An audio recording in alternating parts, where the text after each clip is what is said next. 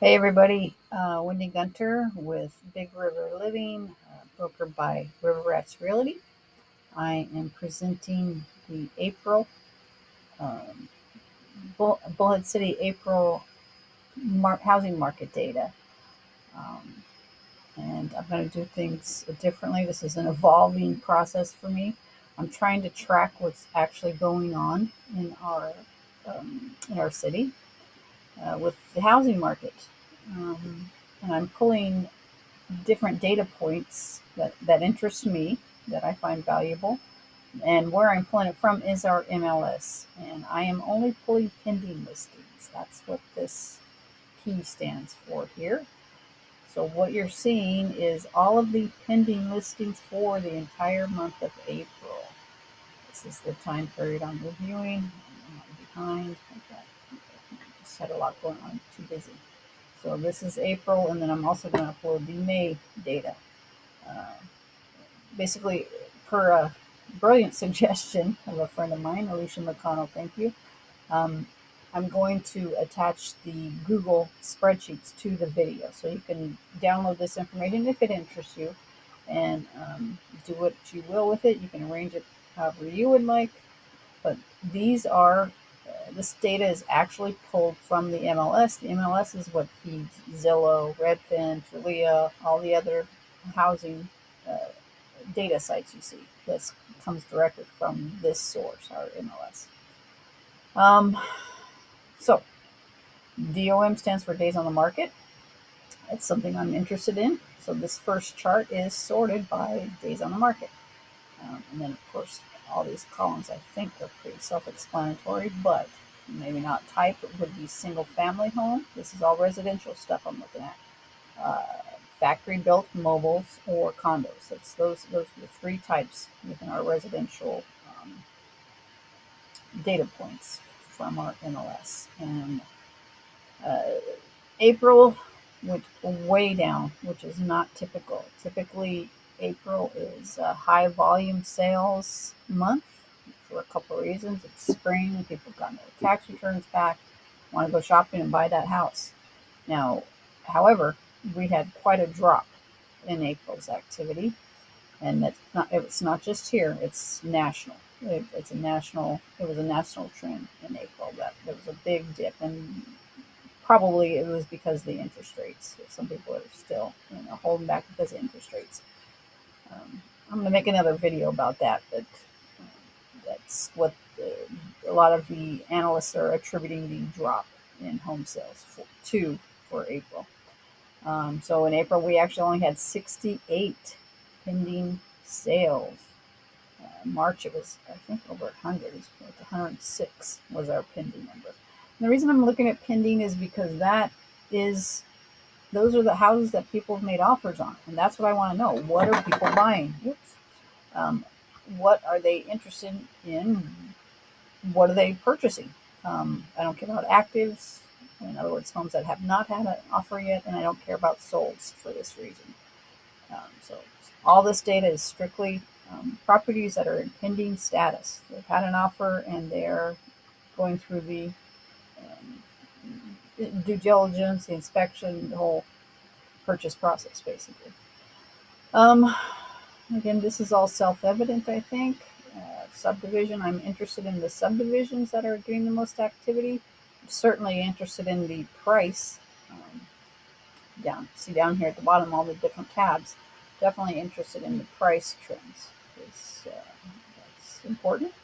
The type trends, again, we have three types: single family, mobile home, and condo. So we're just seeing which type are we seeing the activity and how much, what's the trend happening there. Notes is something totally subjective. It's my best guess based at looking at all these listings on the MLS. My best guess as to why these properties have had offers put in on them. Because there's a lot of 3 bedroom, 2 bath homes out there still, but these ones have had offers made on them. So that, again, this notes is just my best guess based on what I can see on the MLS description, photos, etc. Okay, so that's it.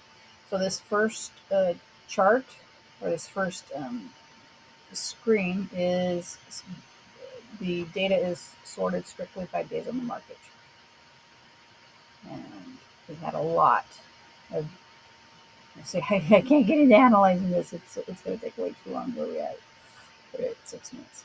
I'm going to give you the data, and you can draw your own conclusions right now. At some point, I'll get into the analysis of what I think is happening.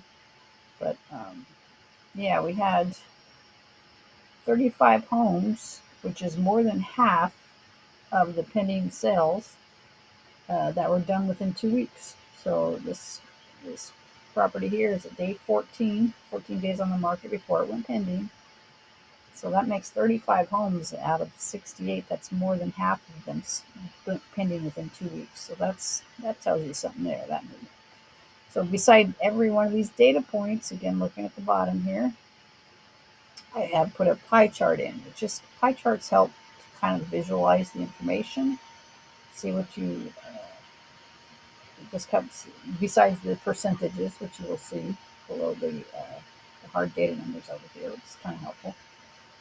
And what you can do if you choose to download this is you can just put your cursor on and you can actually see the numbers that are accounting for these percentage rates.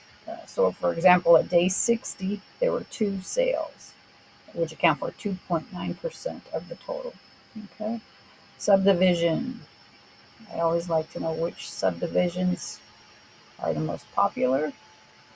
So that's what this data tells you. Again, our chart kind of tells you, oh, that's a big one. That subdivision right there. Rancho Colorado, 8 sales, which accounts for 11.8% of the total. It looks like it's in the lead. And that's how you disseminate the data. Or probably not disseminate it. What's what I'm looking for? Analyze the data, I guess. Price, same thing. Now with this sheet is sorted strictly by price. Now, fair warning on the price data, I do not count leased land properties because I regard them as a different animal. Generally, what you will see is the mobiles. These are all going to be mobiles. They're in the mobile home park, basically.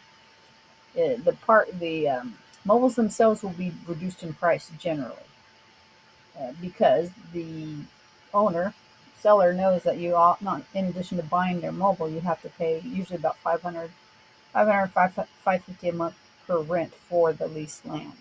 So again, when I'm analyzing price, I remove these from that pie chart just because I don't think it's a fair representation of the value of the homes. So there's your pie chart price. You're always going to see a bunch of little slivers, right? Because there's prices that are as unique as the homes themselves. So not a lot there to be garnered from that pie chart. This sheet is sorted by type. So we only had 3 condos. I think about 20 or 30 factory built or mobiles, and the rest are single family. And that pie chart will tell us that. Yes, 45 single family, 3 condo sales, and 20 factory builts. Notes. I do that to show me what are the trends. What's important? What's making them get off the fence and put an offer in on this house? So again, it's just my best guess. That's all I got. And this, obviously, new construction. Not surprising. Everybody wants new construction if they can afford it. And then large lots with upgrades. And this is the actual sheet page that you will see the trends. So I've got February's data here, March, April, and of course May, and I'll just keep adding to this so we can see the numbers across the board. Days on the market, I had to group, so we don't have a 10-foot long spreadsheet here. But 0 to 10 days, there were 24 in March, 24 in February, 32 in March, 30 in April. And then you can just pick out what you're interested in there.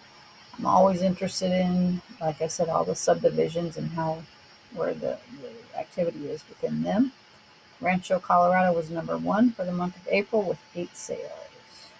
Holiday Shores was number one last month with 9 sales, and so on and so forth.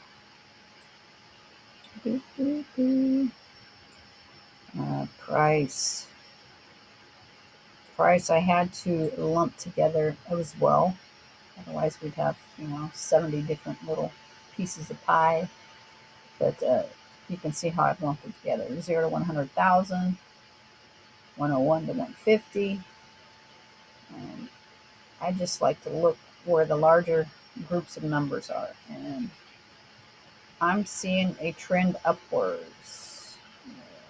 201,000 through about 400,000. Back in February, it was 101,000 to 300.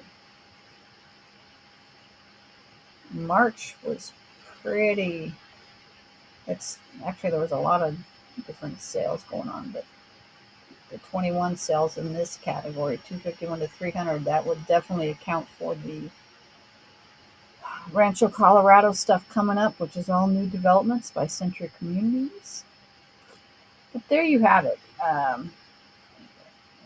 This video is crazy, huh? So I'm going to upload this to my YouTube page along with the link to the Google Drive, so you can look at this data if you'd like, as you wish. Hope you have a great day. Take care. Bye.